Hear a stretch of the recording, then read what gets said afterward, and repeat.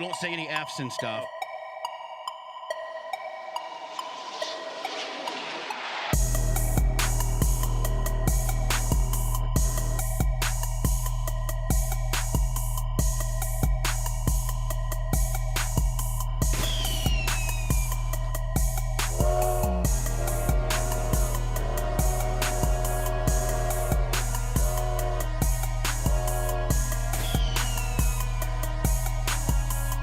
Don't say any F's and stuff.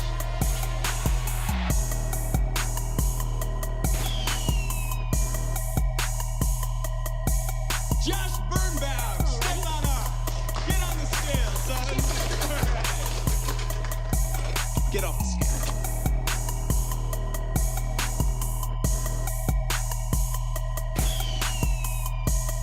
I could go into heavy detail.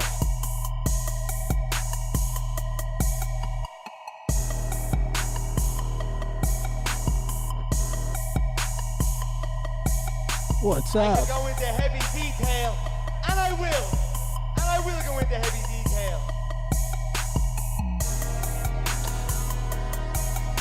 So, as you may have realized, yesterday was not the last Lab After Dark.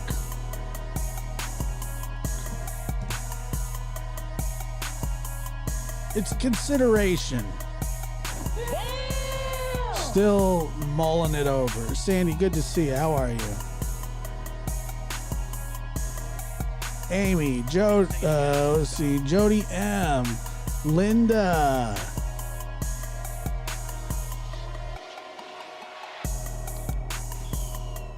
Miss Buckingham's in the house. Trev time, as always. What's up, Trevor? He missed us. Sure, of course. It's not that I don't enjoy the show. I enjoy doing this show. I really do a lot. It's great. I love it a lot. But you know, we'll see. We'll just continue to move forward and do what we do here. How's everybody doing today? Welcome to the Lab After Dark. I'm your host. Let me move that just a little bit so we can. Ta-da. Oh, man. Oh, man. It's so good to see you guys.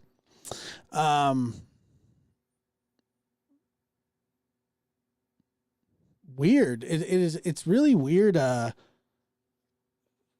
can't believe we're already just a couple of days away from April. To me, that's just a crazy thought. It's a really crazy thought because I remember getting tired of hearing people saying Happy New Year. And that didn't even seem like it was that long ago.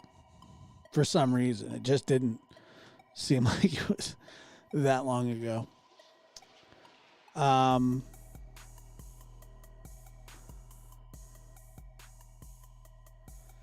So let me preface this by saying the reason that I have had thoughts about not doing this show anymore.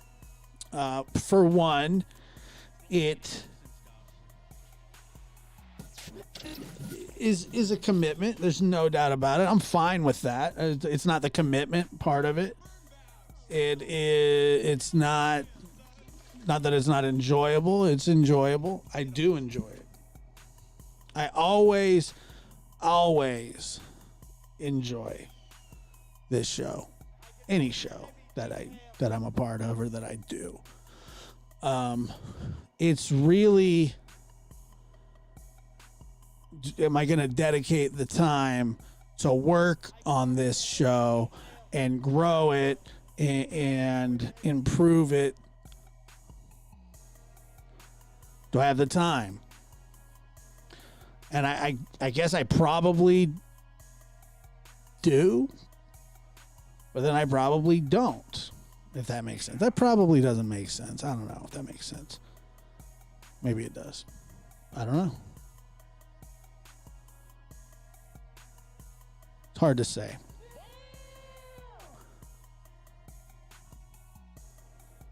It is a conundrum of sorts, but like that. But I'm not saying like, oh yeah, I'm leaving you. I'm just shutting down all labs together. No, I'm not. I wouldn't do that. I wouldn't do that. The problem is, and I agree. So let me explain this to you, Sandy. Oh, shoot. I'm clicking on the wrong thing. Let me explain it to you.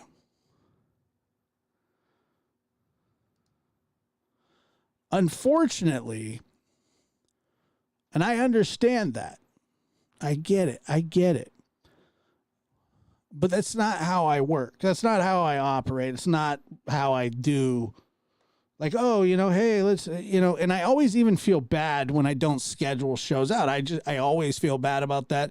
I think that when you're doing something like this, you should have a schedule that you stick to, because it not only does it just hurt the show itself, but just everything about the show is in limbo, if that makes sense. So unless you're in, for a while there, I was doing that, and I was trying to see what I could turn this show into at this time or whatever. And everything's even more difficult for being on the West Coast, because I know a lot of you are on the East Coast or overseas, and I don't have a ton of West Coast listeners this late. I have more West Coasters during the lab.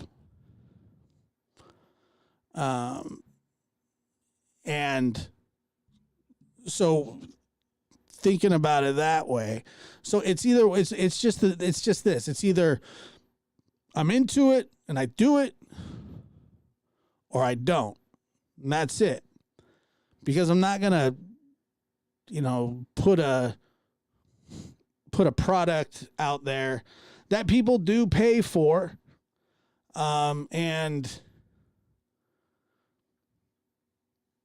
that just, I can't do that, if that makes any sense. So it's either something that I'm going, that I'm going to continue to water and grow, and, or it's not.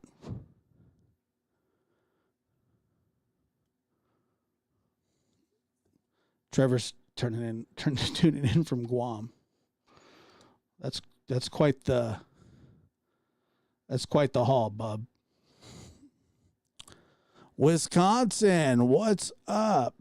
How are you? Yeah. Good to see you. So that's how I think of it. And I would like to be able to go, you know what, I'm just going to do this when I want it. Just randomly, I'm going to do this whenever I kind of feel like it. And I'm with you on it. I understand that. However, just, it doesn't really sit easy with me. And I don't know if I don't think that I'm a perfectionist in the sense of, everything has to be perfect all the time. Because trust me, if you've ever seen like 10 minutes of this show or any show that I've ever in my life been a part of, one time I had a full table of guests. We were pre-recording a podcast, and somebody ordered a pizza. And then the pizza delivery guy or girl, I can't remember, I think it might have been a girl, banged on the door in the middle of it. They're like, oh, the pizza's here. And then that person looks in, is like, oh, hey, what are you guys doing in here? Radio show? It's like, oh my God. And then, I left it in there. I've recorded shows where there was no sound at all.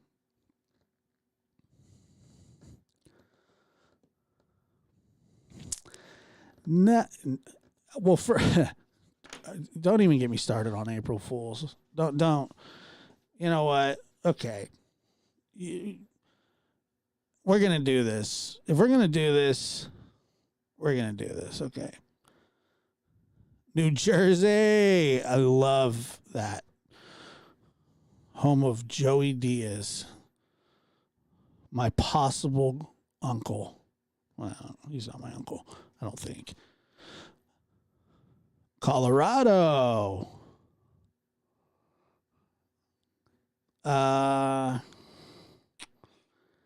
Toronto. Dang, bro. Everybody's from everywhere. Alabama. Oh my God. Blue Eyes. Have you by chance seen there's this Instagram account? Let me see if I can find it. It's so funny.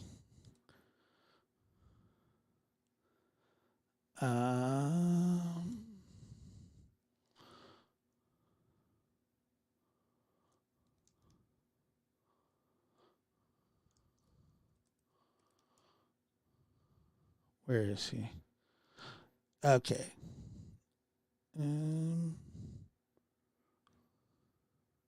There's this Instagram account called Roll Tide. What's it called? Roll Tide Willie. And I'm a Alabama fan. Like, I love Alabama. I love the Crimson Tide. Love them. Roll damn Tide all day. Love the Tide.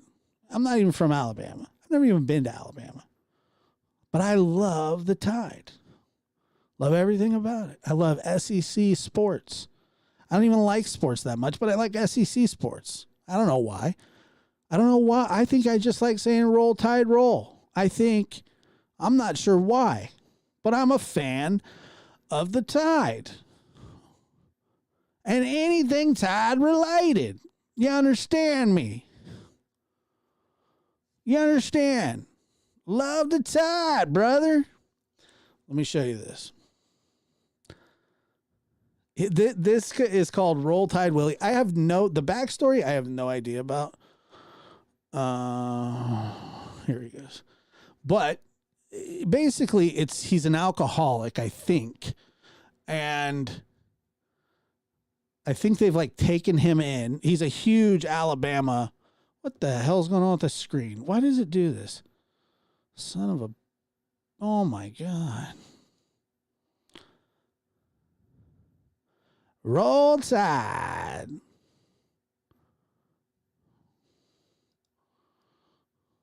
Roll Tide. Come on. Where is... Okay, here we go. I don't know why it does that. It drives me up a wall.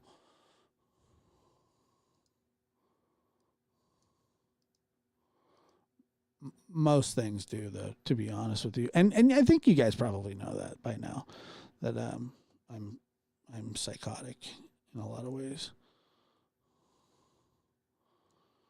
Okay, well.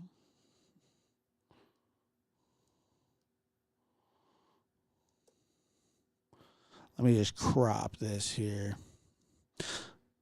So, like I said, I'm not sure. I believe he's an alcoholic uncle or something like that, like a nice guy. But they give him just like random drinks, like alcoholic beverages to try, and he's hilarious. I don't think he even like is trying to be hilarious, but he just is. So let's take a look. Let me see here.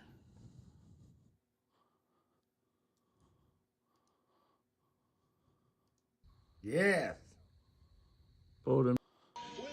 Really? Yes. So that's kind of his thing. Willie, what we got there? That's kind of his thing, is they go, Willie? And then he goes, yes. And then he tries like He tries some alcohol, is what he does. Let's see. And it's always something different. Let's check him out. He's hilarious. Well, Yes. pulled them teeth out again, didn't he? Yeah. I know it. You like him singers, don't you, Willie? I love them. Beatbox. Juicy mango. People been telling us to hit that right there. You know, I've got a lot of requests on that, so Let me try it out and see what it tastes get like. you a swallow. Try it out. Now listen now. They say that's pretty good, but I don't know. That's dang good. You like that? Love it. Want some more of it. Mm-hmm. Male or a female drink? It's anybody's drink. Transgender. Yeah. But, you know, it's mainly for women, but anybody can drink it. What you rank at? Uh, Willie, what we got there? Jack Daniel's watermelon punch. He just tries all kinds of nasty You think alcohol. you gonna like it? I don't know. I'm going to take a swallow. Take you a swallow. It's the funniest when he doesn't That's like a it. big He swallow. freaks out and like throws it away. That is good.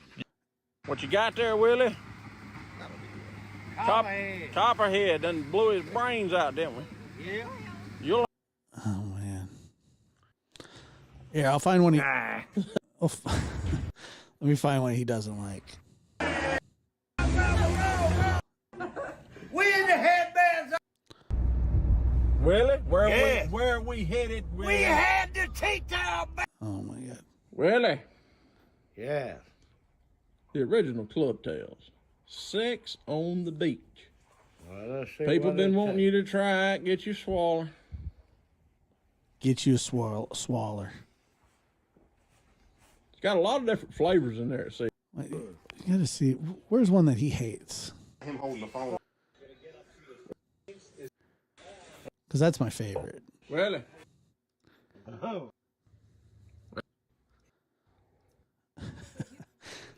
Yay. Willie, Yeah. Anyway, his name's Roll Tide Willie.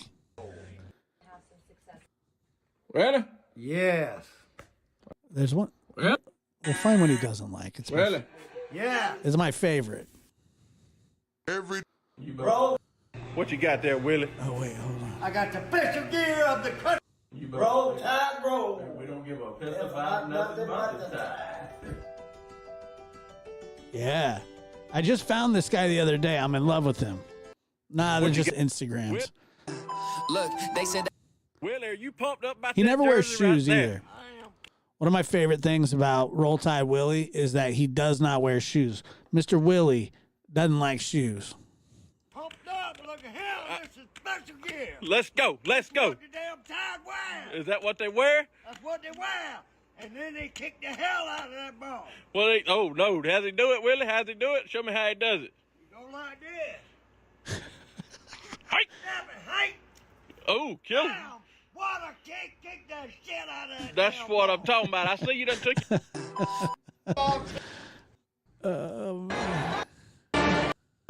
Willie, tell him we're in section 311. Willie. Let me see. Willie? Yes. Sometimes he tries like jerky and stuff too. Willie. Show. Where is that one that he hated with a passion?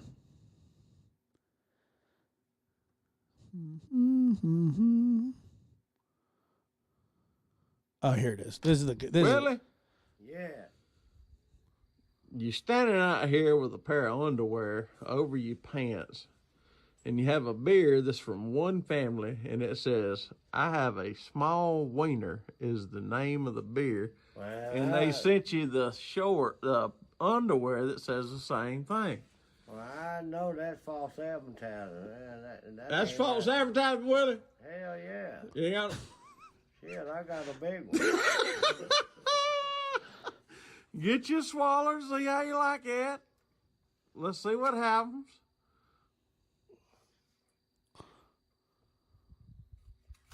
On my grill.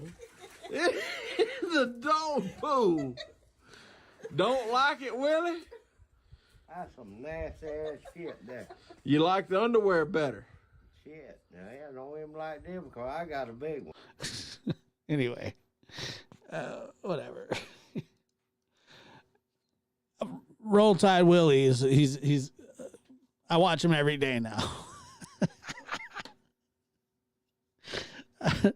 I remember that when they got him his false teeth, he was so excited about his false teeth.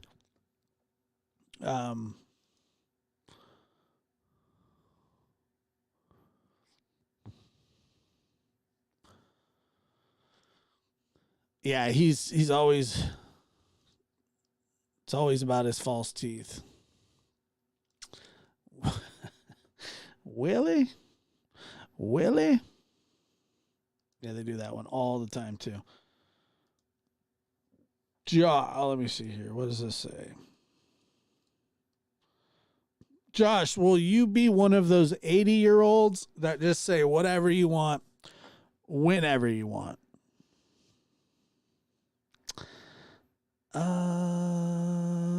And to whomever. I kind of like, yeah, get you a swaller. Get you a swaller. That's what they say to him. Go ahead, Will, get you a swaller. I kind of say whatever I want, whenever I want, to whoever I want now. But I'm not necessarily like rude, but I am like, I'll tell you what I think. So I don't know. Does that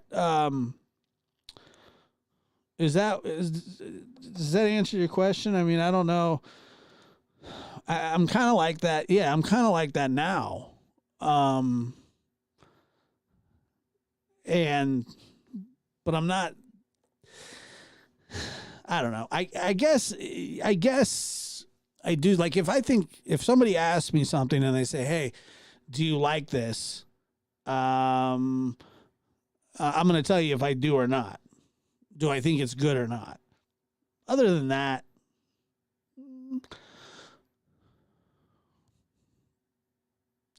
yeah. So that's kind of how I am already. I don't know.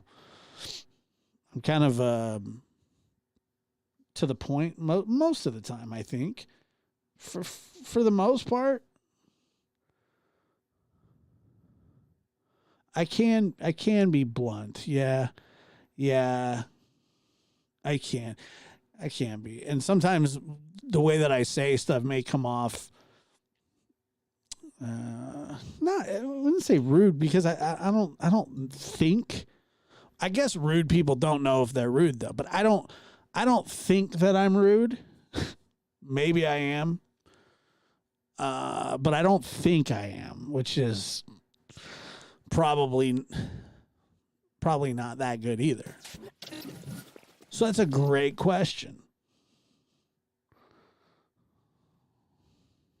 Yeah, I don't know. Mean. It's all interpretation. I don't know. I mean, you'd have to ask Linda. She knows me about as well as anybody. I mean, I'm sure she could tell you. And Gwen, thank you so much, Linda as well, for both gifting memberships. Thank you guys. Josh is a teddy bear. Yeah. I don't know about that. Yeah, I don't know. I mean, you'd really have to ask somebody else if I was rude or not. Bah humbug, yeah. I don't know. I mean, we can find, if you guys want to find out, we can find out. Let's see.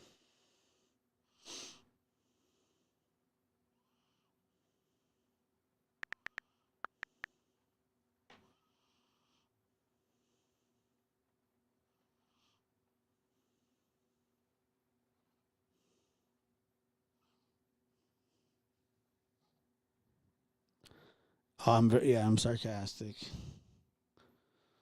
That's true.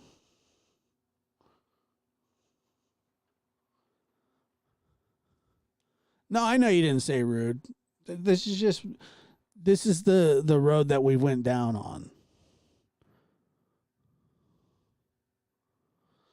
Yeah, if you call me about a dog, I'll hang up. You want to hear Peyton's opinion? I don't know where he is. Hold on. I don't even know where he is. Hi, Linda.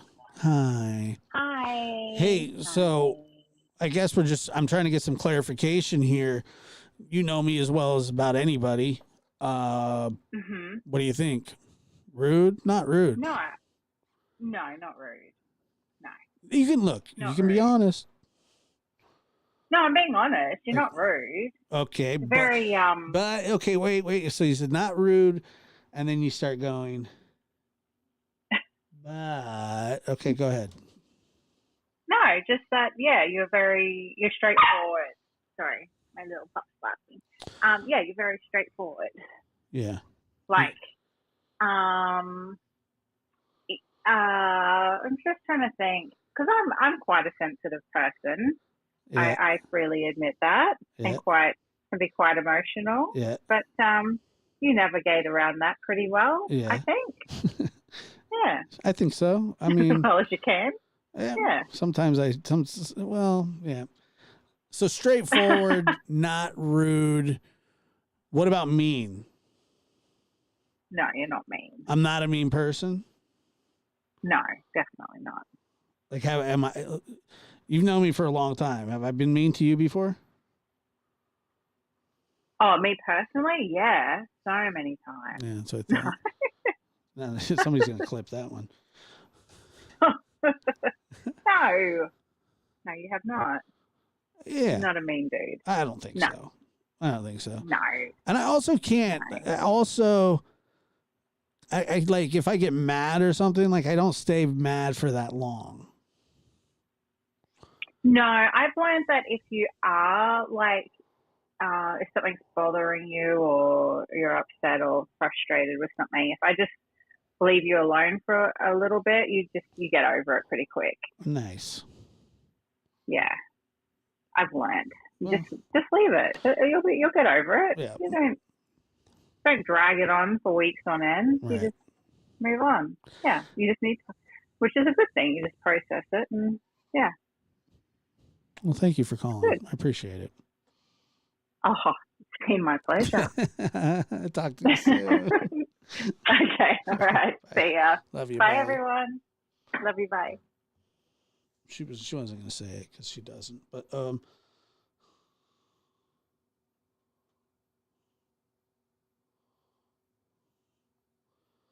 now I know that everybody wants to hear. Okay, so that's. She may be a little biased, but I'm okay with that.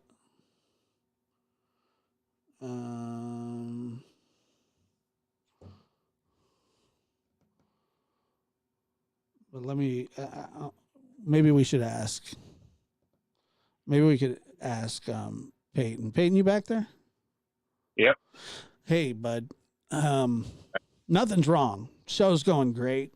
It's the very first time ever, and that's really interesting that I'm on the phone with you. Why is that interesting? Usually I just get a call.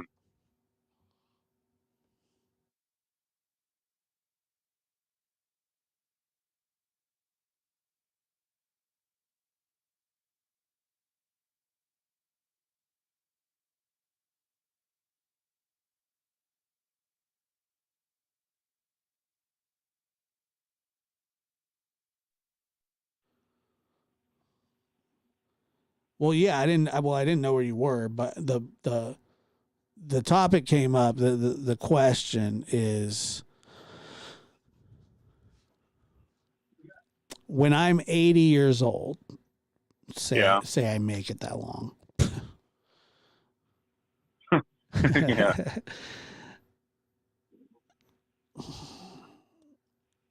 So I'm going to ask you this. So Linda says that because sometimes I think that I'm not. Sometimes I think I'm Linda. Sometimes I think that I'm not rude. Okay. But then, like, I know that you think that I am sometimes. Right? Yeah. Okay. Oh, yeah. Whoa. Just hold on. Golly. Calm down. Are you ready? Right. Yeah.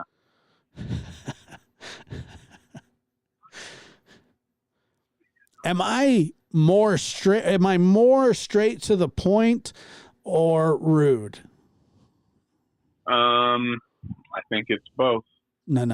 That wasn't the question. You can't say both.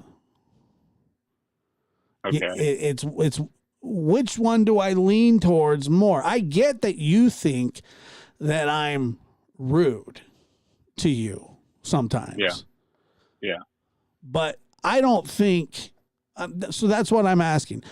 Am I more blunt, straight to the point, or rude? How do you feel about that? And answer honestly. There's no punishments here.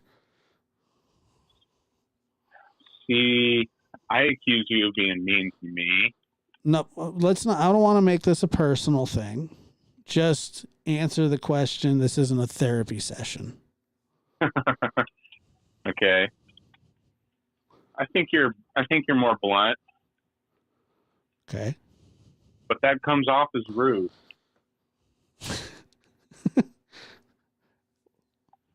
So you think that I'm blunt, but it comes off as rude. So it's either rude or it's not.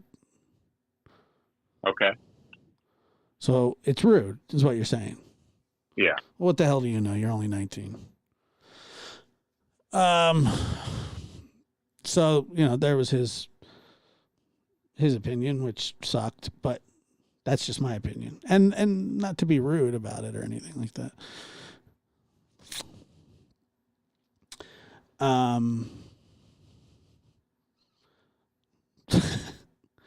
don't put a lot of value in what he says, especially about me, because he always thinks that I'm rude to him. Like that's a constant thing. Like he probably will think that what I just did was rude, and it very well may have been. But I was done talking to him, and I said, "Well, I was done."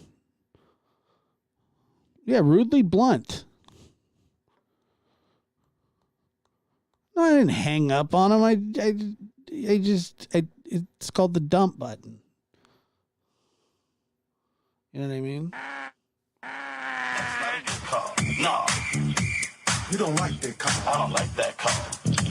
Not a very good call. Yeah. It was. Oh, that's funny.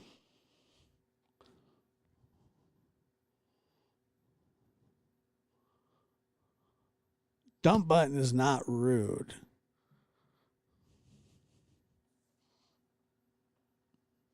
And that wasn't rude. I just said, "What? I'm allowed to think that. That's not rude, was it?" He called me rude. So he got hit with the banger. You don't like that call. I don't like that call. Not a very good call. You know what I mean?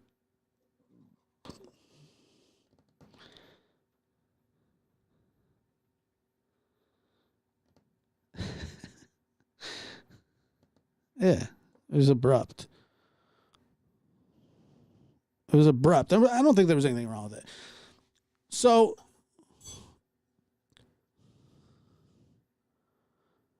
to put it nicely, I don't think that I'm rude.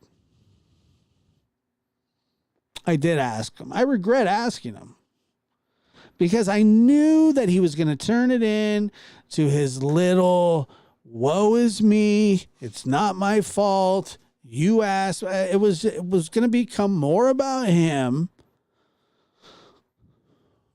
than the actual question. He was going to take that chance to air out all his grievances all the way back to second grade, something, I was too loud.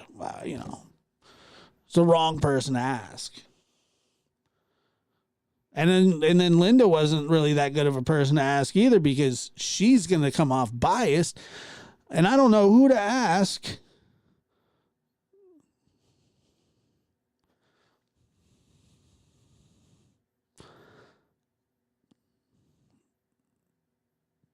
I don't know who to ask. So, I guess I am what I am.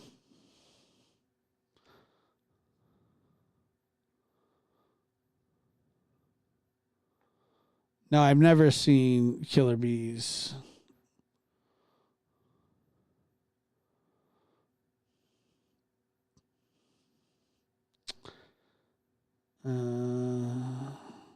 What do you say?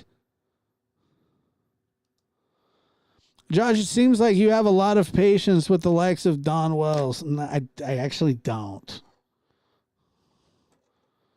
I don't want to ask Lucas. He'll say the same. All right, hold on. He's got a kid, so who knows? Since he chew. Well, let's see here. He may not be awake. Let's see here. Hang up on him too.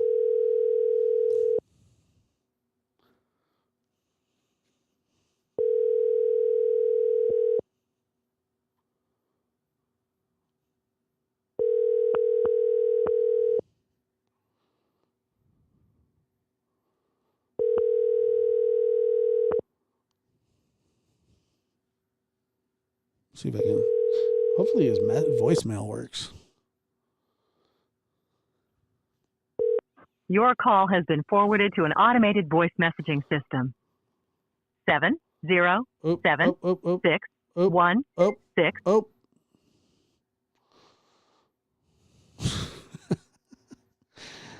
Oops. That was close. So there you go, 707-616, just in case you're wondering. I'm not inappropriate. I'm not mean. I don't know. Who cares?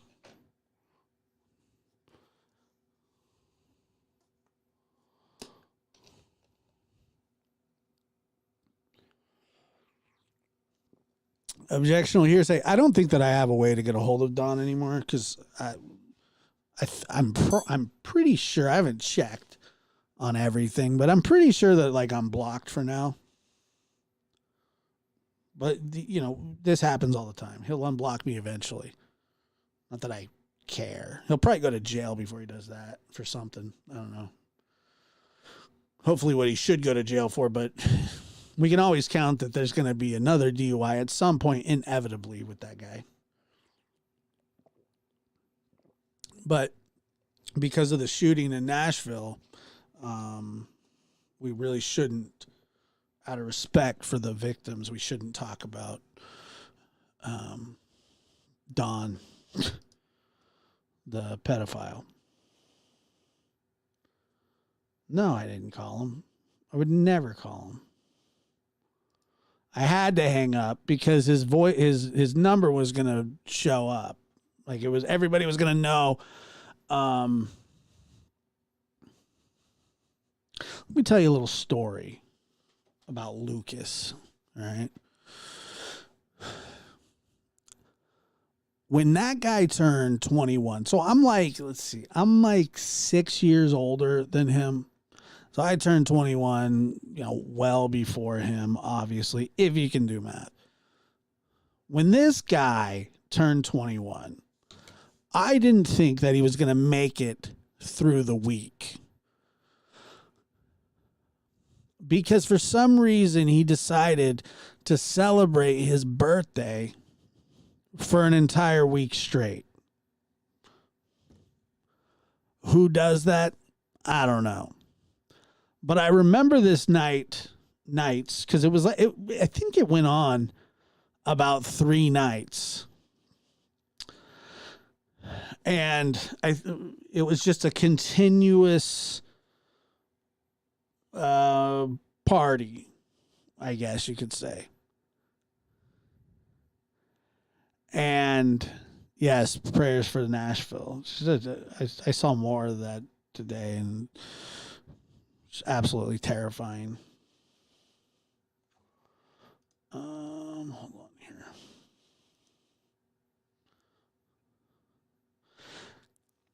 So, like I said, I didn't think he was going to make it through that week.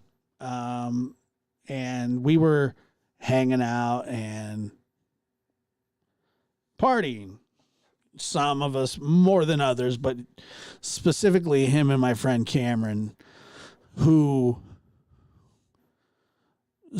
could honestly like not anymore, but you know, they were just fish. It was amazing the amount of alcohol that they could consume, and it was terrifying at the same time.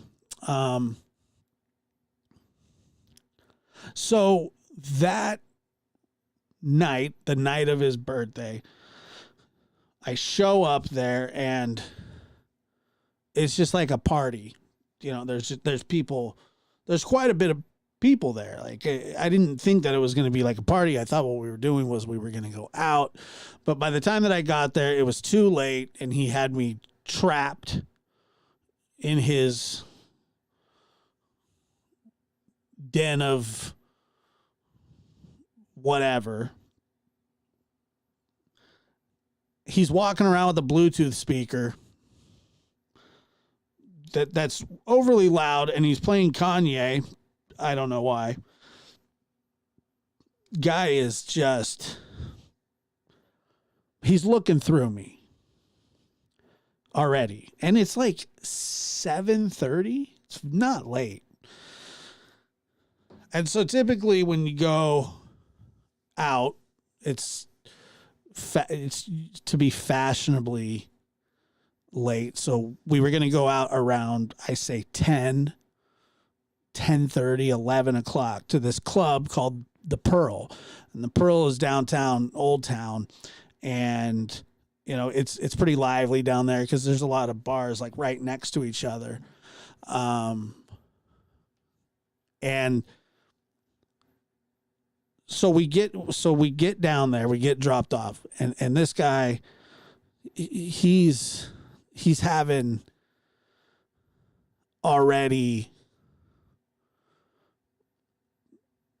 issues, meaning like he's drank too much already. He's ossified.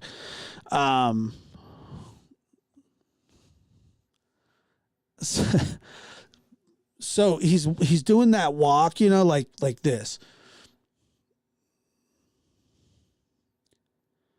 Hands at his side, like his motor skills aren't the best to begin with, just because. And but he, you know, arms on his side, and you know, just the dead eyes and the back and forth. It was just like, all right, so the bouncer at the door who checks your ID, like we walk up to the bouncer. I show him my ID. He's like, all right, there you go. Lets me in. The next guy, Cameron, lets him in. Before Lucas, so I turn around, we're waiting. So we're on this side, he's on that side. We get past, he walks up to the bouncer, just like this, okay? He reaches into his pocket to get his ID. The bouncer takes his hand, goes like this, puts it up to his chest and says, no. And he's like, no. We're like, no. He goes, no. What do you mean? No, he's not coming in. Look at him. And we're like, well, that makes sense. So now he's the birthday boy, and we have no choice but to leave because he was denied entry into a bar on his 21st birthday, which was, I've never seen that one before. And by the way, shout out to that bouncer. What a great call that was. I mean, he saw it, because later on you'll understand why. So he basically said, no, you're not coming in. You can't stay. You can't do anything. You're not welcome here. He was pre-banned from the bar. So now we're walking to, we're going to see if there's any other place that would let him in. And inevitably we found nothing, because why would anybody let him in? So me and Ryan go one way, Lucas and Cameron go the other, because there are cars are in different spots. So we're like, okay, we'll just meet up. And then Ryan and I get into his car and we take off around the block. And who do you think's crossing the street? Well, it would be Lucas and Cameron. And for some reason, Ryan rolls up just a little bit too far on Lucas, and Lucas turns around and starts yelling at us, basically asking us if we want to fight. And we're like looking at each other, and he's like, you almost ran me over. Do you guys want to fight? I'll fight you right now. He's like, and I remember looking at Ryan and I go, he has no idea that it's us. Like he can't even see. Like we should probably just call this a night. Tell Cameron and let's just head back to the house, because he's already out of control. So we get back to the house. Somehow, no, he had no idea who we were. That's how drunk he was. It was hilarious.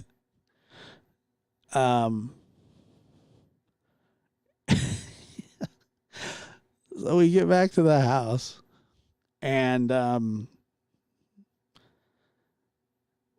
he's, at this point, he's just absolutely toast.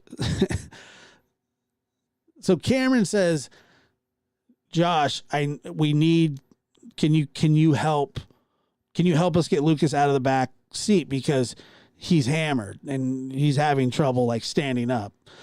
Like for somehow, some way, and I don't even know if he drank anymore, but he became even more intoxicated in that 20 minutes. And I don't believe that he had anything else to drink. He just kept getting more drunk. You know what I'm saying? Downward spiral, like in the worst way. So I go to help him out. And this was back in the day. Like this was like the iPhone 3 or 4 days, when, the back was glass and the front was glass. And he had already dropped his phone maybe once that night, if not twice. So they're like, can you help him? And I was like, help him? Wasn't my car, Sherry. If he did, I don't even care. Cherry, sorry. I'm like, yeah, I'll help him. So I opened the door for him. That was about as much help as he was going to get from me. So I opened the door. He gets out, stands up, And I'm like, all right, come on, let's go. And he's like feeling in his pockets. And I was like, you're good. Come on. Pulls his phone out,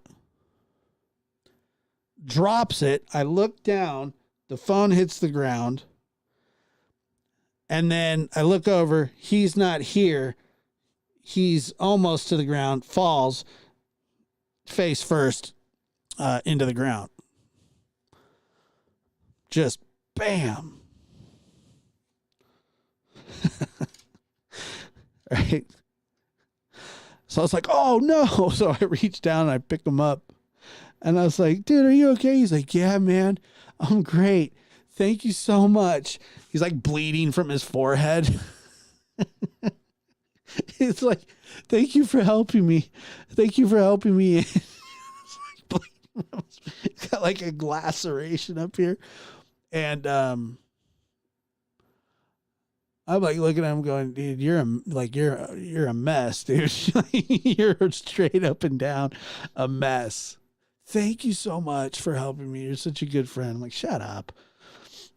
I pick up his phone. Like his phone, I got to tell you that in all the phones that I've ever seen that were cracked, I've never seen one fully cracked front to back. Never. His was. Matter of fact, the only reason he got rid of that phone was because it was cutting his finger when he would try and swipe on it. And so he was just, you know, to the world. He was just dead to the world. And so I was like, dude, like, let's get you in here. We'll shove some bread in your mouth or something, you know, anything. It's just like gushing blood. Not gushing blood, but like, so we, matter of fact, and the way that we stopped it was we put some super glue on it. And then electrical tape.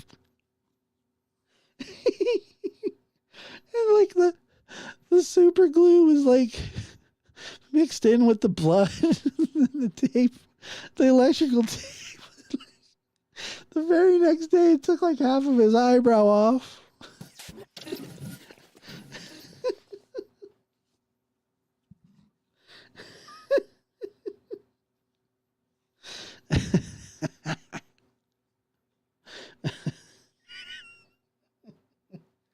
And of course, it was like, yeah, this is a great idea, dude. Oh, man. So we get him upstairs. Let me show you something here, folks. Oh, my God. 8 messages? That's too many.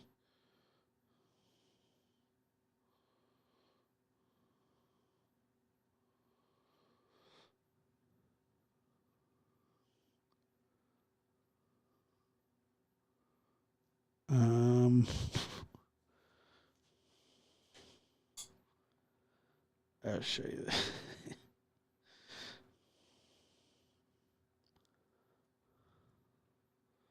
Yeah, it was super glue.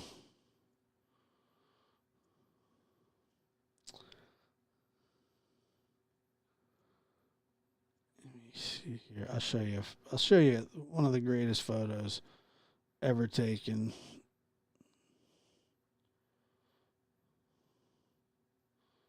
In the history of photos.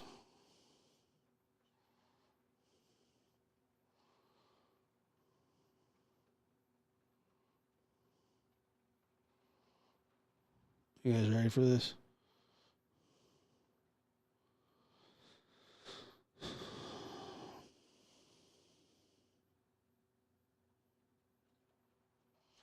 So this is how I found him. So when we sent him upstairs, he was kind of awake and just bleeding. But when I went upstairs to check on him, this is what I saw.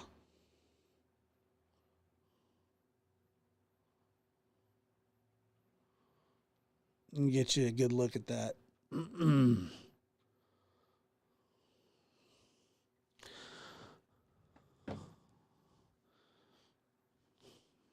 So, he was alive and he was breathing. Just shallow, but so he's knocked out. I go back downstairs and I feel like this is Alice in Wonderland because my friend Cameron, for some reason, is barbecuing chicken legs at like 3 a.m. and he's wearing a gorilla mask. I'm not even kidding because I don't know why he did this. I have no idea. It doesn't make any sense at all. But he's got a gorilla mask on. He's got a boxing glove on this hand with wine in this hand, and he's flipping the chicken with his other hand.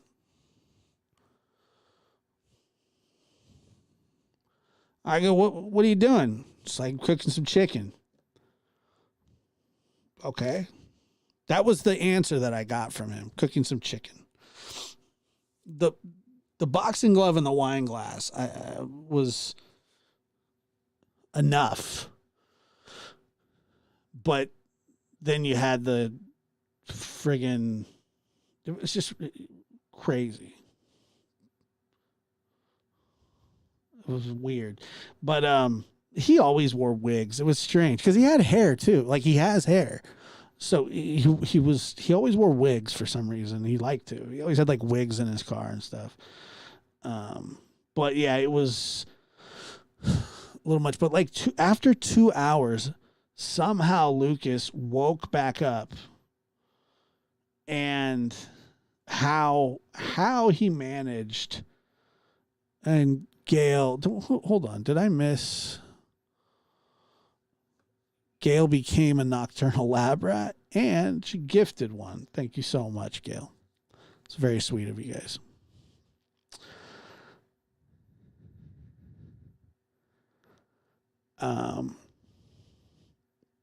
Yeah, so anyway, Lucas comes back to life. He's not as bad as he was previously, but he's still kind of drunk-ish. Good night, Blue Eyes Dumpling.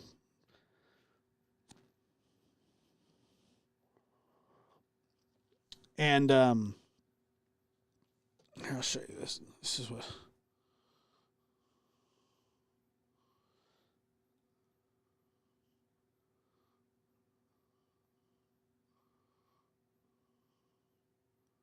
Yeah, this was 2012.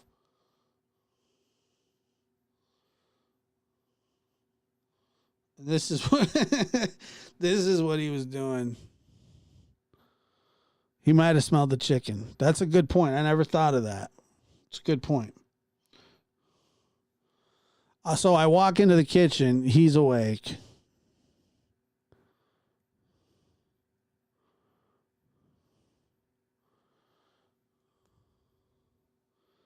And for some reason, he's got a chair around the top of his head. I don't know why. But that's how he was walking around the rest of the night. So, we're basically up all night. We all have to go to work the next day.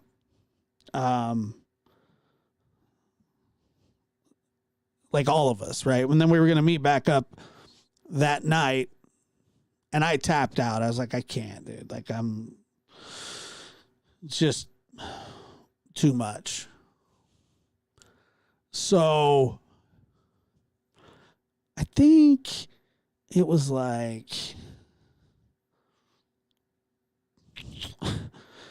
the next night when I didn't show up, my phone rings and it's my sister. So I pick up, and it's like 10:30, 11 at night. And she goes, "Hey, is Lucas with you?" And I said, "No." She goes, "Well, then maybe it is him." And I said, "What are you talking about?" She goes, "Well, I'm in Arcata." Now, mind you, Arcata is like about, it's not that far from where I'm at, but it's like 6 or 7 miles. It's the next town over, and it's a college town. So a lot of partying goes on there. So anyway, she's like, so you're not with him, right? And I said, no. And she goes, and I said, but why do you ask? And she says, well, because, because I think that like he's here in Arcata laying on the sidewalk. I said, what? Like laying on the sidewalk? Like, yeah, he's laying on the sidewalk. Are you sure it's him?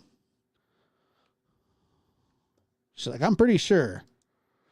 So she circles the block and it's him. He's laying there on the street. Nobody's around.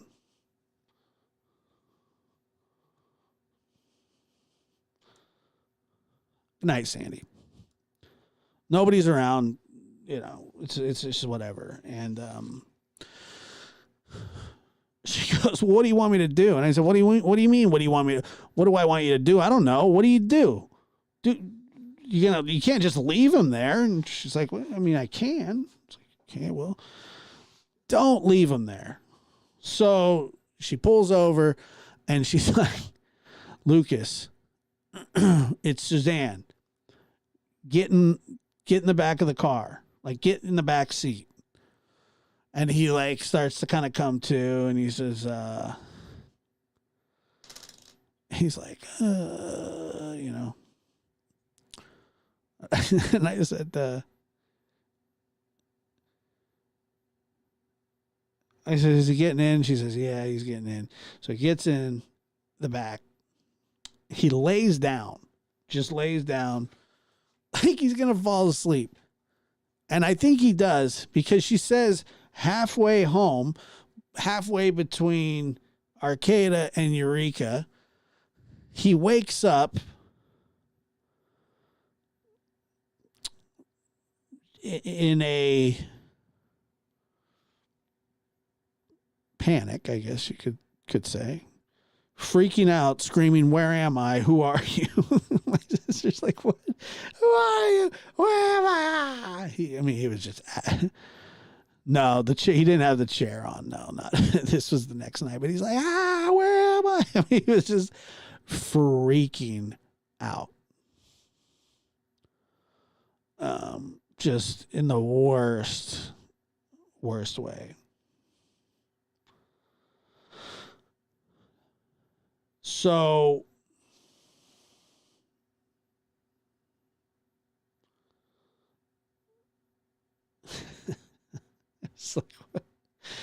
so she calls me. She's like, do you remember that scene in like Tommy Boy when the deer wakes up and destroys the car? And she's like, that's about what happened here. Like he lost his friggin' mind, you know. Anyway, so I meet her at his house, because once again, I've got to help him get out of the car and into his house. And so it goes similar to the night before.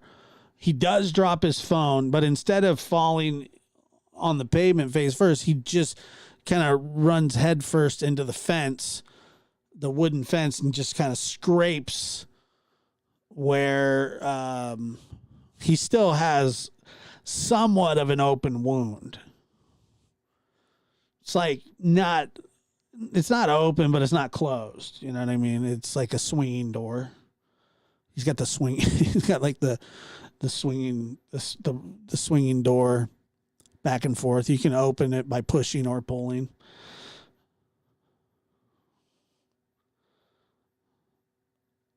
No, V713. She isn't lucky that he attacked her. He's lucky he didn't attack her, because she'd beat the hell out of him easily. Like, it would be, trust me, my sister would lump his face. So anyway, now he's got this big old mark on the side of his face. Now, you know, it didn't need any of that. It was just, we just had to put some like we had gauze. So he taped his head up that night. So anyway, I'm starting to get concerned about the young man's health, because the next day, he didn't have to work, so I go over to his house, and he's sitting on the counter, one shoe on, one shoe off, lacerations to the face, partial black eye. He gets up, he sits down on the counter, or he's sitting on the counter. I don't know why. And he's eating a hot dog wrapped in bread, like Wonder Bread. Like Wonder Bread.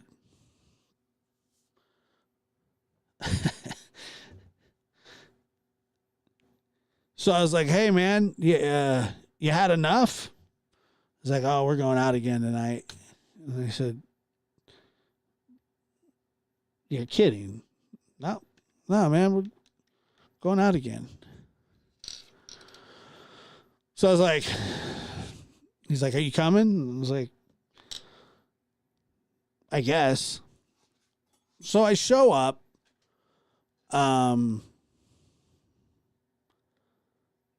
Same kind of vibe.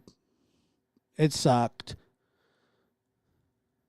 We never made it out anywhere. Like, we didn't go anywhere that night. But he's like, hey, will you take me to Safeway? And I said, no, I will not take you to Safeway. Why? Come on, man. Why don't you take me to Safeway? And I was like, because I don't want to.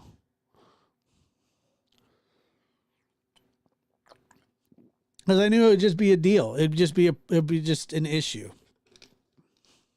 Like he'd fall into like a display rack or something. But so, yeah, I was like, no, I'm not taking you. It's like, come on. I was like, no. He goes, well, I'm going to walk. And I said, I don't care what you do.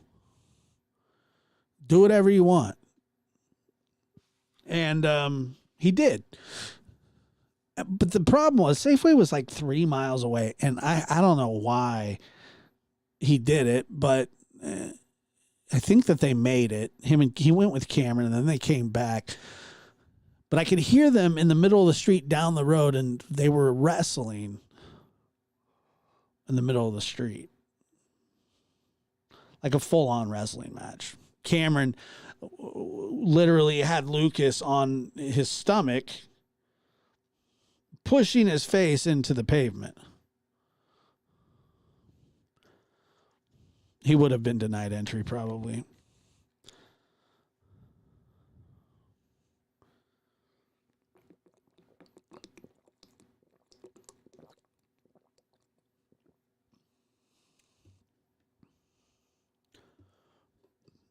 So anyway, yeah, he's pushing his head into the pavement.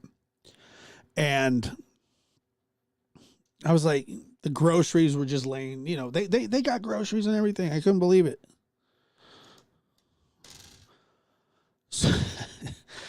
So the next night, no, I didn't get chicken wings. It was like mozzarella sticks or something like that.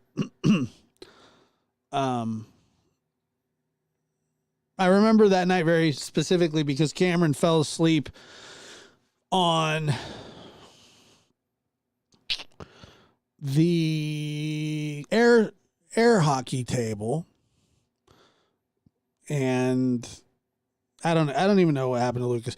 The last thing that I remember from that night is Lucas kicking the door in of his roommate who had to, so there was 3 people that lived there. It was Lucas, Cameron, and then they had this like sort of roommate that, I don't know. He just, it was a big house, but he wasn't really a part of much of what was going on at all. And so the last thing I heard from him that night was that he was like, he kicked, his name was Sean. He kicked Sean's door in and was yelling that he needs he needs a ride for some reason. And Sean was like, get out of my room. He broke the doorknob and everything. Kicked it. It was just the stupidest thing. So that was the last night that I went out with them. But it was Saturday night and they were all planning again. There was no chance. I had, to be honest with you, I didn't really drink, especially not much for sure. But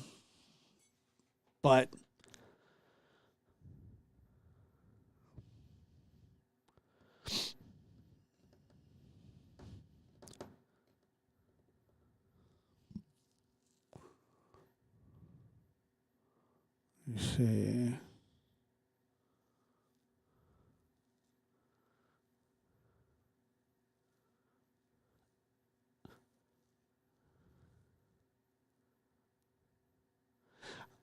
I didn't go the last night, but they did. And I just got a phone call that night that he needed a ride, that Lucas needed a ride because his brother had kicked him out of his house. He didn't live with his brother. I don't even know why he was over at his brother's house that night. I have no clue. I don't even know how I got there. All I know is that when I pulled up, he was walking down the road, taking a pee. And, yeah, like I said, I thought that he was going to die that whole week. He survived, but I don't know how. But he did. Somehow, some way, he surely did. I don't know what would. I don't know. He definitely doesn't do anything like that anymore. But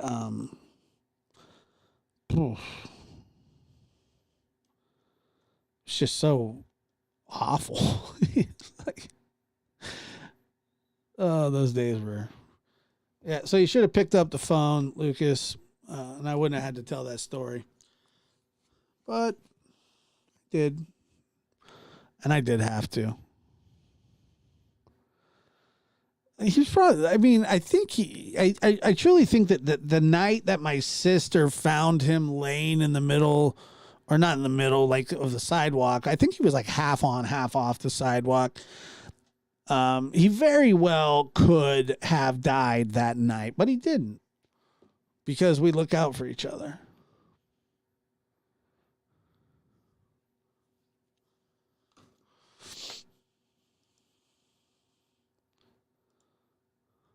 I remember crawling past my parents' door so they didn't hear me. Then a laugh came when I was right in front of that door. Yeah, she didn't have a lot of. It was a mess. It was an absolute mess. I can't remember if that was the weekend that he fell down the stairs too, or not. And they had some super steep stairs in that house. Lucas took a tumble down them as well. But yeah, so that's like I said, I didn't drink a lot, even in those days.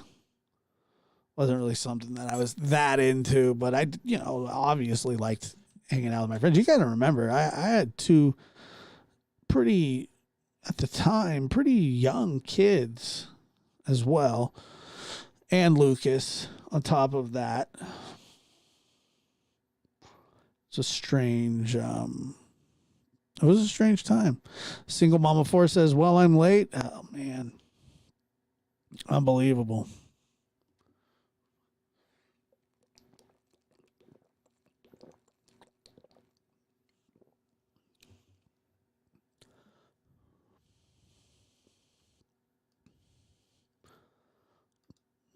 I got drunk on Southern Comfort and got so sick for a couple days, and that was not for me never again. No more drinking for you, huh?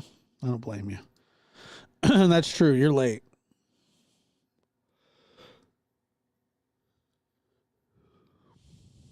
Am I boring you guys? I'm sorry. Rocked everybody to sleep.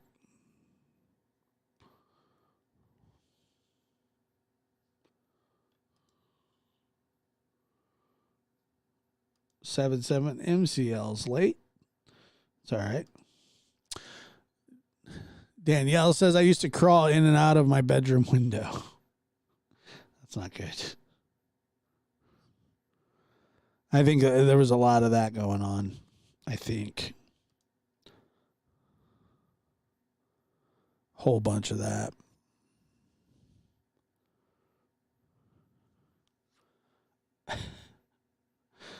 I know. It's too much.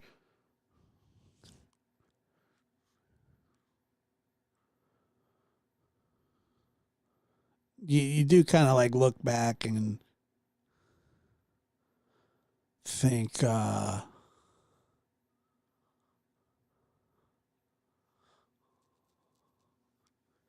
oh man, how'd you survive that? Because I mean, that certainly wasn't not typical. It was, I guess, it was kind of how things were going back then. Just young and dumb and not really cared that much. Hold on one second.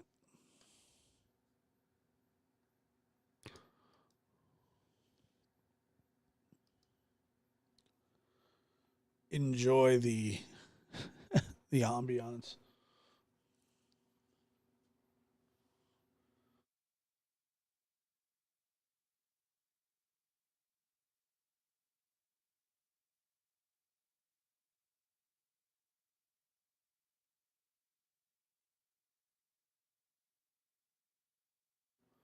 Yeah, it kind of was like a lifetime ago. That's true.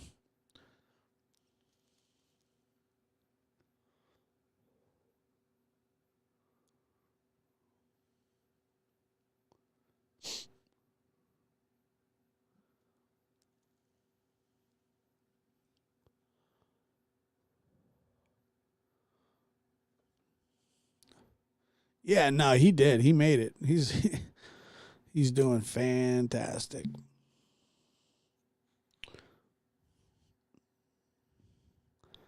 By the grace of God. Amen to that.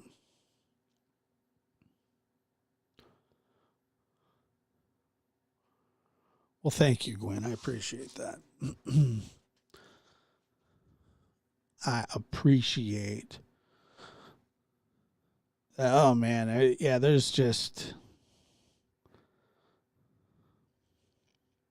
went through a really weird time with the because I mean, in all reality, like my two best friends are Cameron and Lucas, and I remember when Cameron wrecked his it's called a Rhino, and he wrecked this Rhino, which is like a 4-wheel off-road type vehicle, and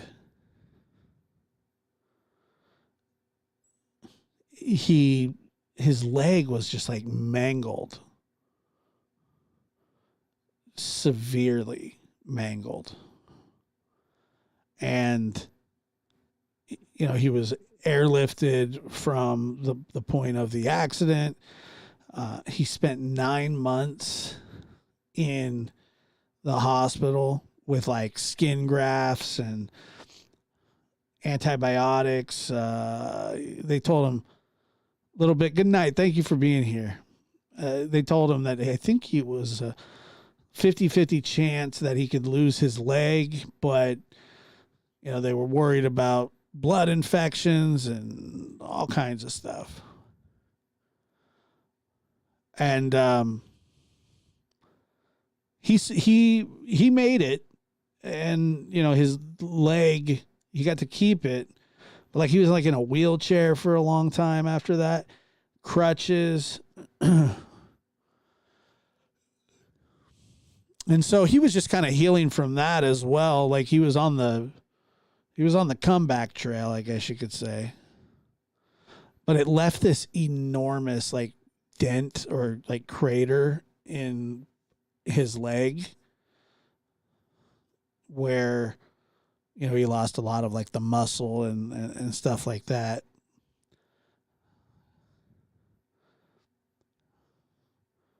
But I remember he also lost his finger.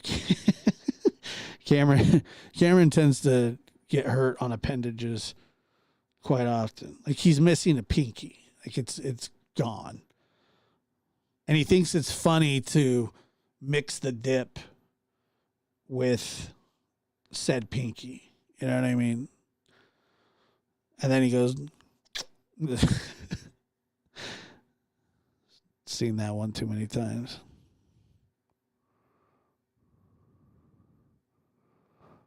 Seen that one too many times. Yeah, exactly. You feel bad for me because that's how he does that's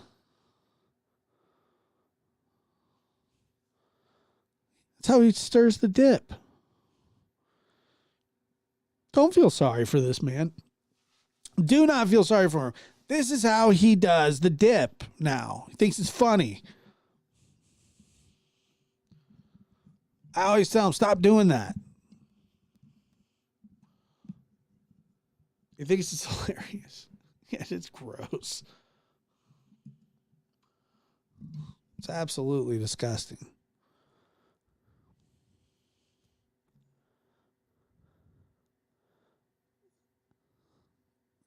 Yeah, I feel so sorry for him. Ugh. You cannot feel sorry for Cameron. There's no reason to feel bad for him.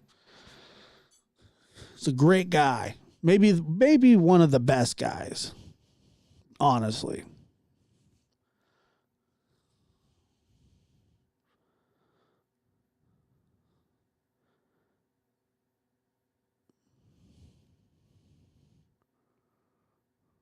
Oh, goodness. Yeah, I know. Good old Cameron. He's a good one.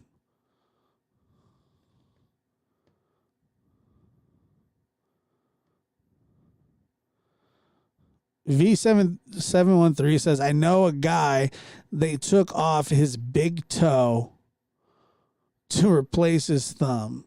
It's so weird to see. Ugh, gross. Thank you, Single Mama 4. I love you too. Crazy Josh stories.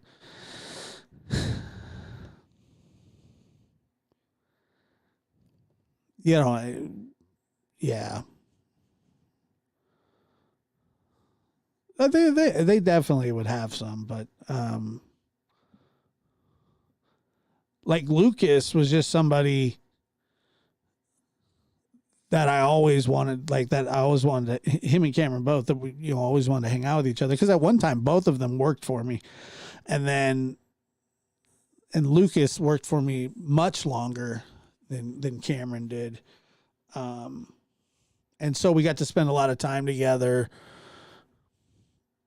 during those days, and we don't anymore.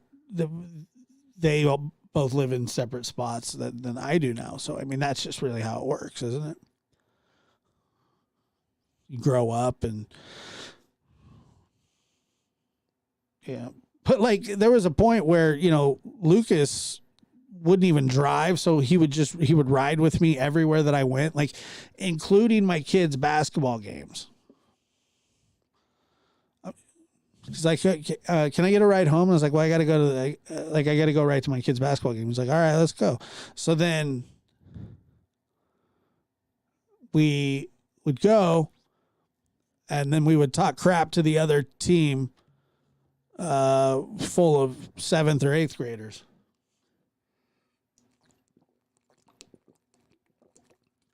Mostly Lucas.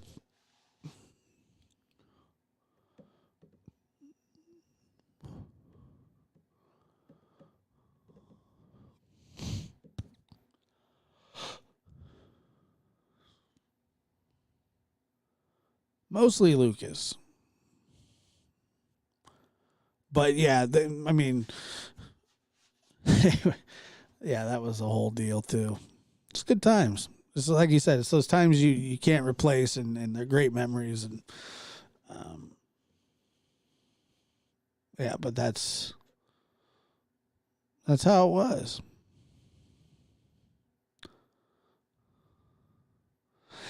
Nah, he didn't lock a customer in the store. So what he did, hold on one second.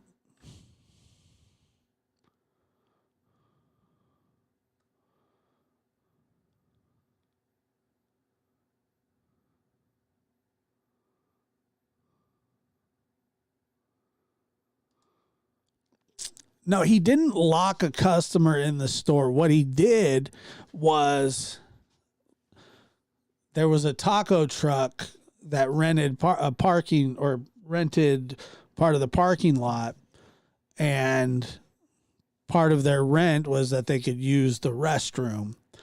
So for some reason, and they did this every single day. And I mean, I guess I understood why, but like, you know, we were always antsy to get out of there at the time. Like, okay, so sometimes they'd go to the bathroom and you'd have to wait.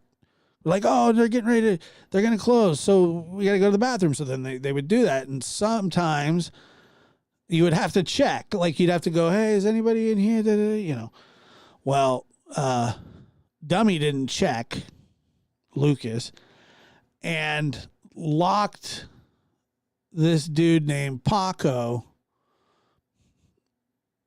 in the store while he was on the crapper. And then the alarm went off and the police showed up. And I'm surprised that Paco didn't get beat down. I always felt so bad. Not Paco, it's Poncho. It's even better. Poncho. Love Poncho. But that's what he did. He locked the taco truck guy, Poncho, in the crapper. Set the alarm. Then the alarm went off. And probably the greatest thing that ever happened. Or a whole nightmare.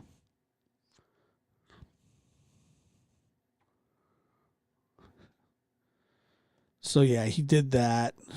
He's done a lot of things.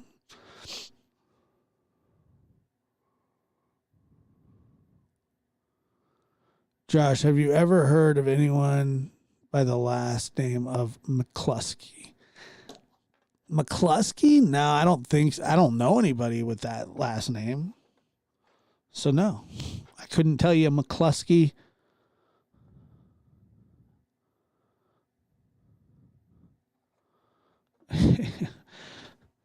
Well, I had to go down there, unfortunately. I think.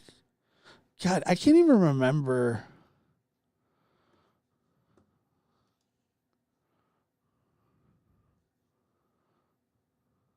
Let me see here. The whole thing happened, too, while we were live on a podcast.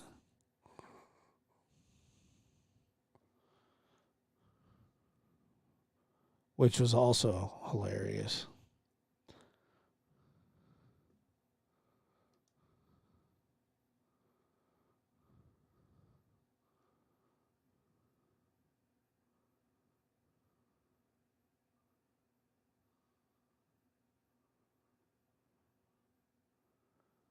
Let me see here. I don't know if I can find it for you or not.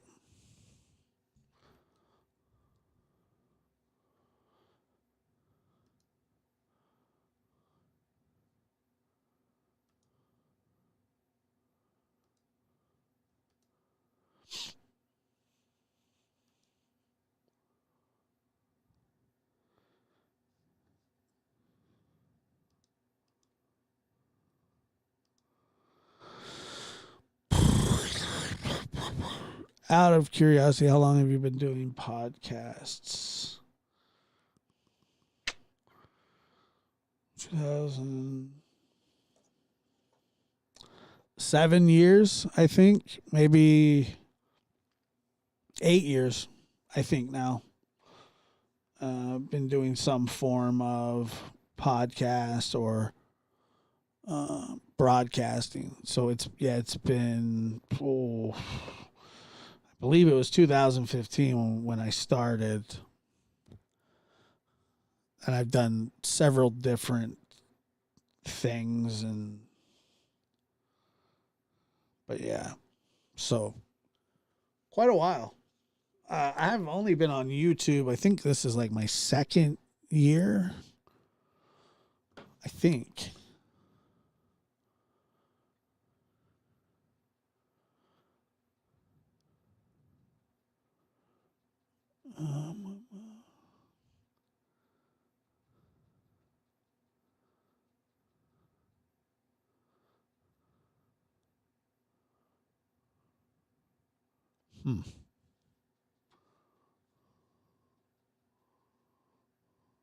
McCluskey.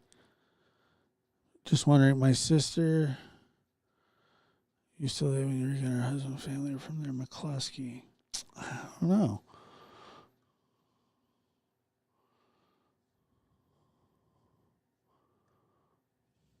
Yeah, it's been quite a while.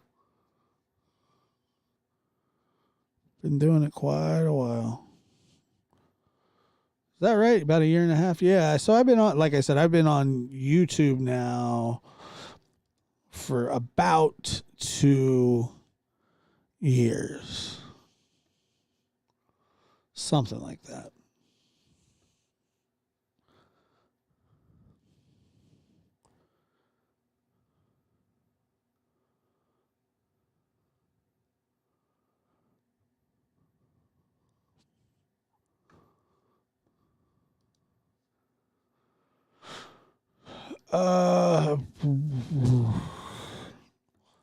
That's a really good question.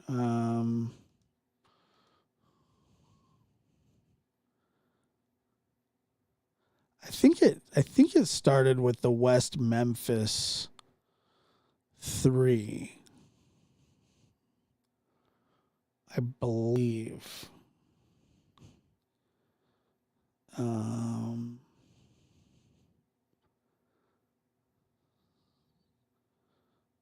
me see here.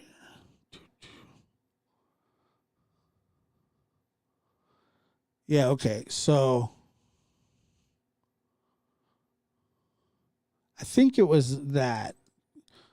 Let me see if I can play this for you really quick. Your wish is my command, my command, my command. We, the jury, find Jesse Lloyd Miskelly Jr. guilty of first-degree murder in the death of Michael Moore. We, the jury, find Jesse Lloyd Miskelly Jr. guilty of second-degree murder in the death of Stevie Branch. No, I didn't do crime. No, I didn't at all. We, the jury, find Jesse Lloyd Miskelly Jr. guilty of second-degree murder in the death of Chris Byers. We, the jury, find Damian Eccles guilty of capital murder in the death of Stevie Branch. We, the jury, find Damian Eccles guilty of capital murder. So that's when I did this 3-part series on the West Memphis 3. July. It was in July of 2020 is when I did that.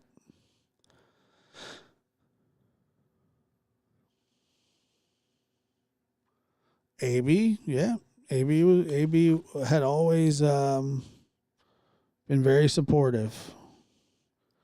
Death. But I remember we were gonna do this like podcast about the West Memphis 3, and I really went into Chris Byers. We, the jury, find Damian Eccles editing guilty it of capital murder and producing it. Moore. We, the jury, find Jason Baldwin guilty of capital murder And then in the I was death like, of Chris Byers. We, the jury, find Jason Baldwin guilty of capital murder in the death of Stevie Branch. We, the jury, find Jason Baldwin guilty of... I hope that you guys enjoyed it. Today, we are going to talk about, and I say we because I am joined by none other than, you'd know him as Kyle Five Sauce, but I call him Inspector Five Sauce on this because there's only one person I know that probably knows as much, if not more, about this case than me, and that would be the Sauce. What's up, dude? Hey, how's it going?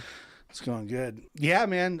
So you were there for the phone call with Terry. Yeah, I was. You were feeding me a lot. Yeah, AB put me on a lot, man. Like when I first got on YouTube, and like I said, I'm forever grateful for that. It was super cool of him. I remember he shouted me out on my very first channel, not this channel, not the lab channel before, but even before that. He was like, I think we were probably around 3,000 subs, and people be like, AB sent me. I don't know who the hell that is. I had no idea. I didn't even know. I didn't even know that there was a community out there. I swear. No clue whatsoever. And then I was like, AB. So then I went and checked him out. Information, things like that. It went really good. It was a good interview. How did he come off to you? Well, I mean, I went into it. There's Lucas. I believe that Terry's innocent. I've always believed Terry's innocent. He came off like he always comes off, and everything that he does is... his story's been the same, you know. Yeah, it was surreal kind of talking to him because what we've talked about this case just personally for 10 years or so. And yeah, I think I was the one that got you into it. Yeah. And at one time you were a believer in the West Memphis 3. I wouldn't say believer, but the first time that I watched Paradise Lost, which I think is the point of the documentary, is to make people go, that doesn't seem right. It doesn't seem. It seems like we have some big questions left unanswered. Well, here's the weird. I think they do it with. Dude, yeah, there's just so much. Man, I used to like doing that show. And then because of that show. Josh, AB lives in the city I do. Oh, okay. Yeah. Yeah. It is always interesting to find out how people have found out about you, because I brought 0 people with me to YouTube. I mean, when I say 0, just very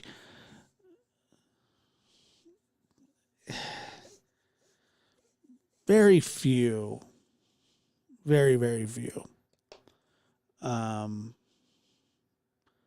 Because I was really wanting to just try something completely different. But as for podcasting goes, another good example of how public opinion gets shaped on cases like this is the Making a Murderer on Netflix. They did the same thing. And which one do you think has more evidence against them? I would say West Memphis 3. Yeah, but other than body parts being found on your property. Yeah, I mean, we could do another show on Mr. Well, we could talk about that for Avery and Brendan Dassey and those guys. Yeah, but it's just like those documentaries are made coming from people who have an opinion of innocence already, so they're gonna only show you the stuff they want you to see. For a really long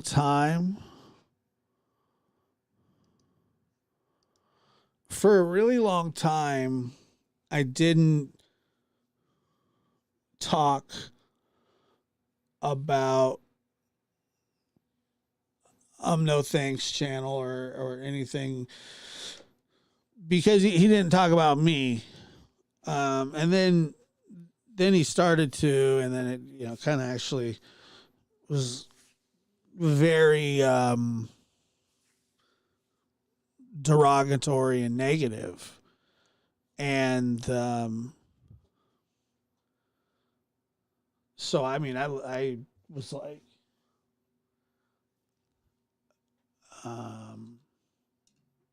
I started to respond.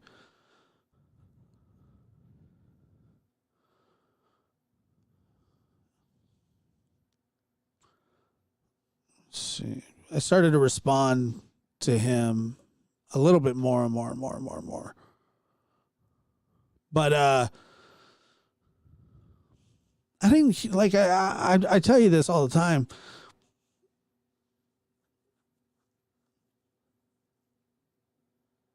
It was never going to work. Doug and I like doing a show together because it doesn't work for anybody with him. And whatever. But since then he's said like horrible things about me and my family and my mom and all that crap, and that's typically, I don't know why he does. I don't know why he has.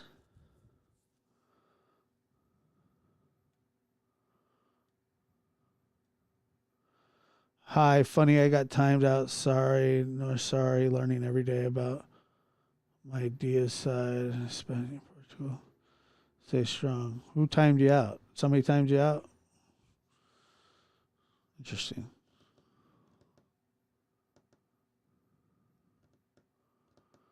Yeah, it was just, it sucked. Yeah, I remember. It was a crappy time.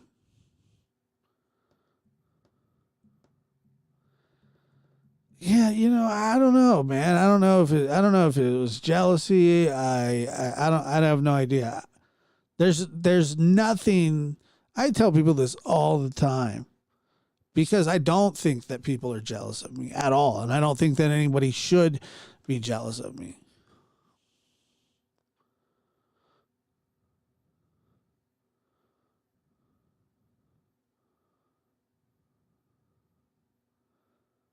At all. I mean, I just don't.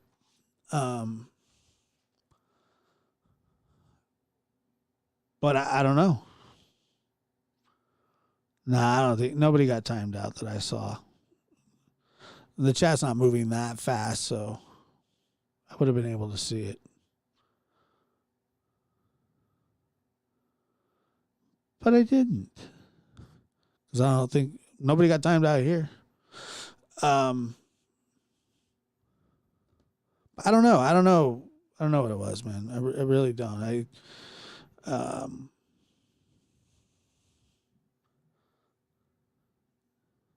Half the people that were on here when I started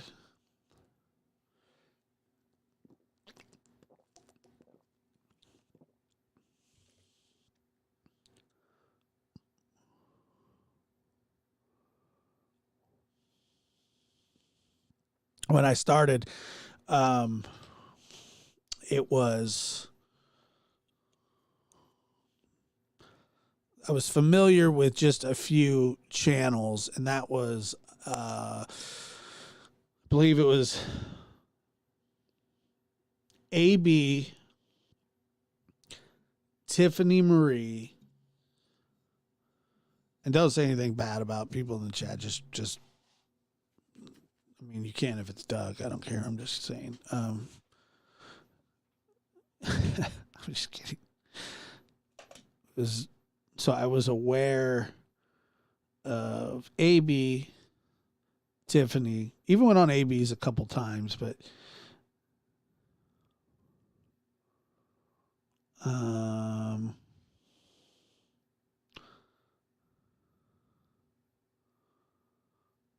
yeah, I remember that.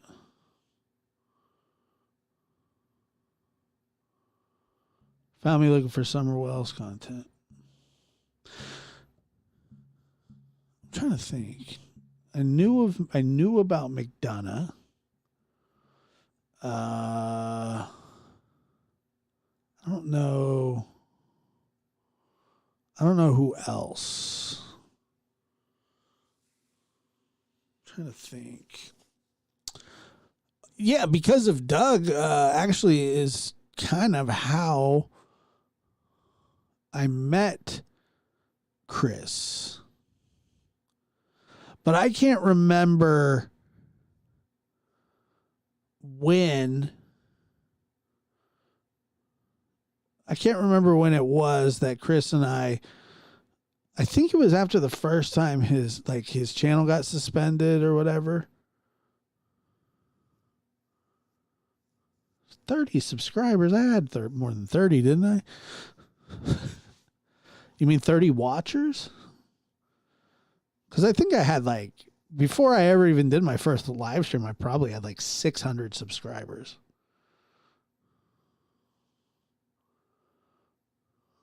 I think.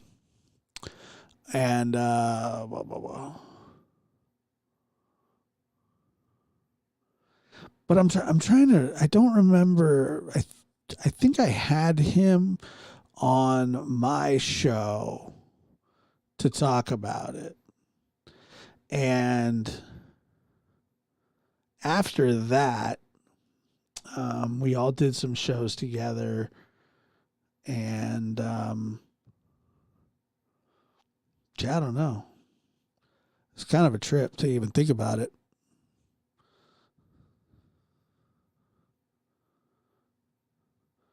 So it says, I only came into true crime community because of Summer. I've had an older brother retired to Rogersville, so I was interested.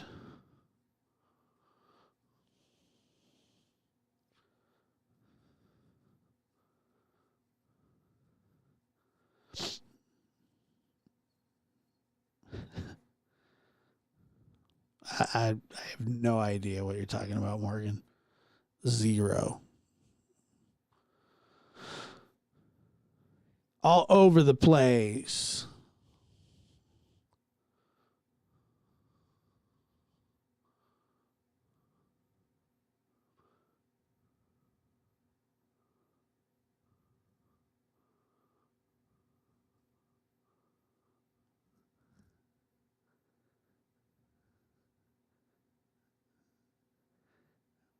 Mario says, no, you didn't hurt my feelings.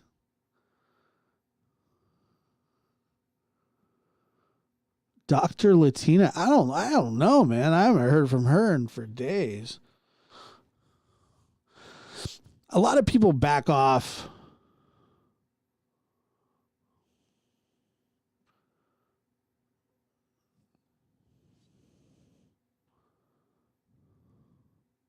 Yeah, I agree with that, Afro-Human. I do agree with that.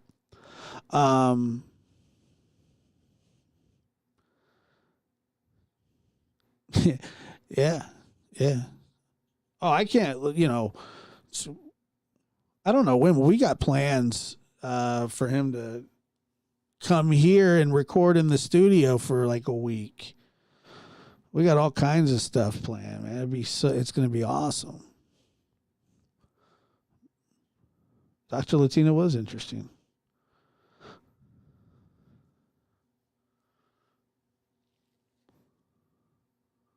Yeah, especially when you're a doctor or something like that, you're not necessarily going to want to put yourself in. Releasing videos is one thing, but being a part of a community.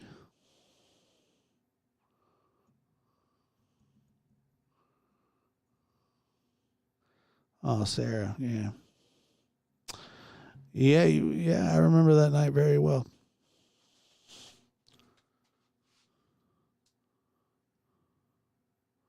With McDonough.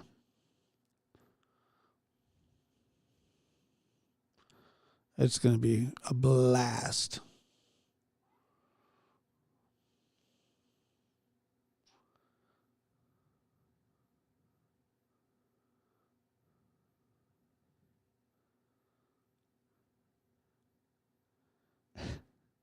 But then it was Cher. I was familiar with that because Dawn was going on Cher's channel, and then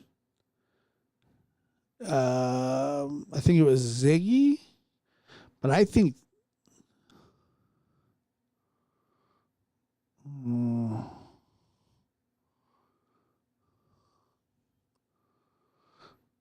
I think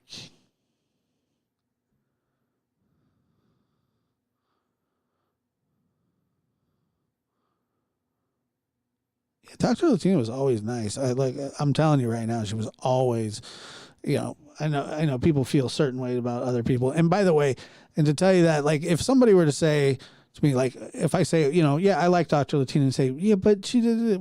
I don't, you feel how you feel. I feel how I feel. I don't care. Look, there's some that we can just agree on wholeheartedly and understand. But,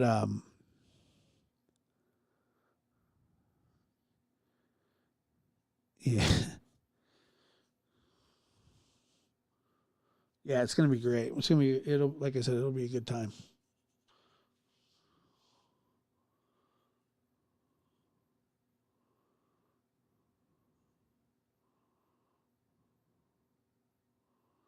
I did, Marlena, it's funny that you say that. I actually have had a chance. I brought it up to him just the other day. And the answer is that will happen. But the problem is that, well, it's not a problem, but he's working on a few cases like right now. He's very, very active in a couple of cases. So it is, yes, but right now he's a busy bee. But yeah.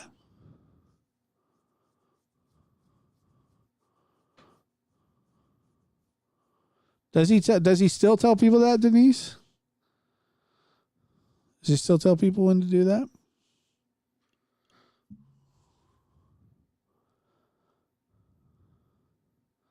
I think that's interesting. But I think, yeah, that's,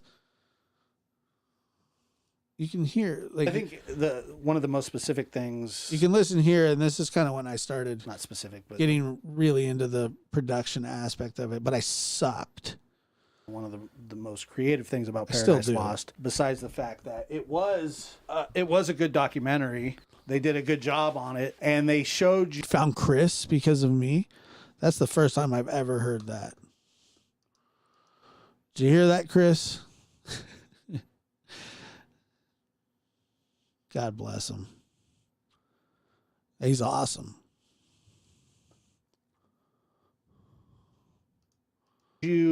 They showed you just enough to be like, question it, but at the same time, they wanted you to. Yeah, Marlene, Steve has a set of skills that's like second to none, and he is heavily utilized with, I believe, the Cold Case Foundation. And he's one of a kind. There's not that many like him to feel a certain way when it was that done. are that and good. So you had to make this documentary with some facts that you probably didn't even want to have to use. Right. But I mean, 3 people are on trial for murder. People are going to look into it. Yeah, there's a lot of stuff coming out about it, and there's so many misconceptions and lies. And if all you've ever done is watch Paradise Lost, then you're gonna think. Chris, got another one here. Found Chris because of you. Love it. That they're not completely, but you'll be like, there's a lot of doubt there. Well, luckily, that's not my favorite thing to do. My favorite thing to do is to look into it. Right. I think that I don't think there's a ton of. It's really funny because there's so many people that they say, what are you going to do when Summer's case is over? Like, what? What are you going to do when Summer's case is over? I don't know. Same thing I've been doing. Same thing we always do. Just, Summer's case is not the first case that I've went deep into, nor will it be the last. It should be, probably. People that do, they rely on the information that they see, like those documentaries, and then they take it as 100% truthful, and that's all. And that's all they know about the case, or that's all they care to know about the case. But it doesn't take much research to find out that look, it's misleading, to say the least. Any reasonable person, if I can sit and talk to them, not like these keyboard warriors that are commenting on YouTube, who just don't even address I what like you're to do that too. Well, yeah, but I mean, you like to do it for the right reasons. I'm talking about the people that the next day they detector test that boys were found. Yeah. Would I go talk to that guy? Yep. Yeah. Hey guys, we got 3 mutilated kids over here. It looks like there's a botched ritual sacrifice going on. I might know a guy. No, so they say they said anybody come to mind, and one of the probation officers he says he finally with those sticks that they used to kill them with. Very also lucky.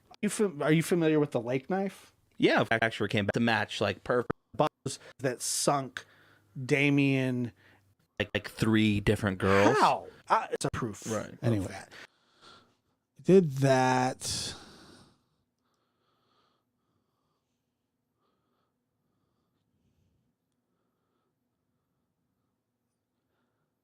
Does anybody remember the Cartnarks guy?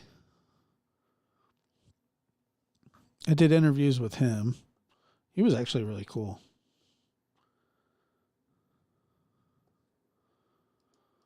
He supported them. He donated to their cause. Yeah, he sure did.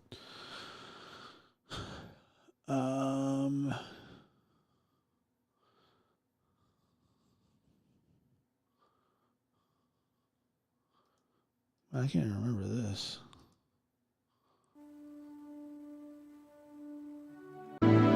All this ground.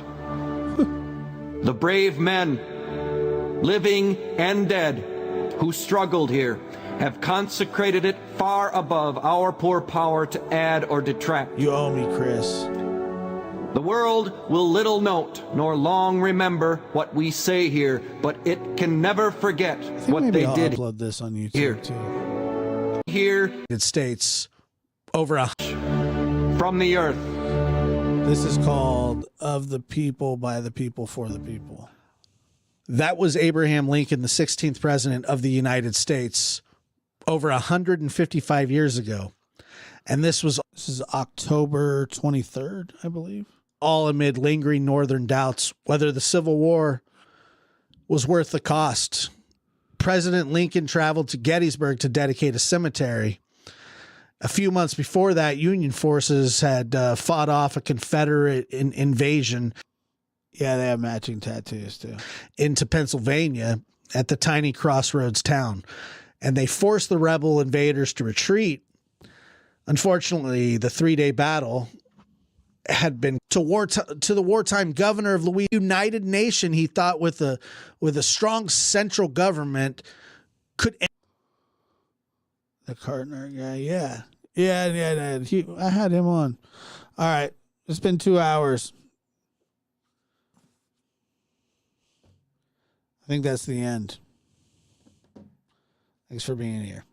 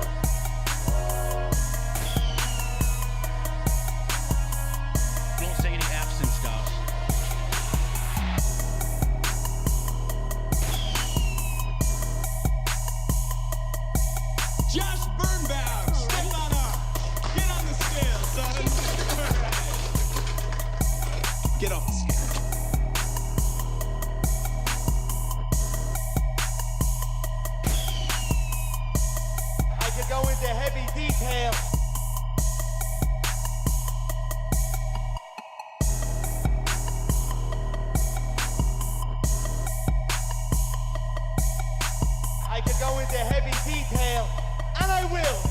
And I will go into heavy detail.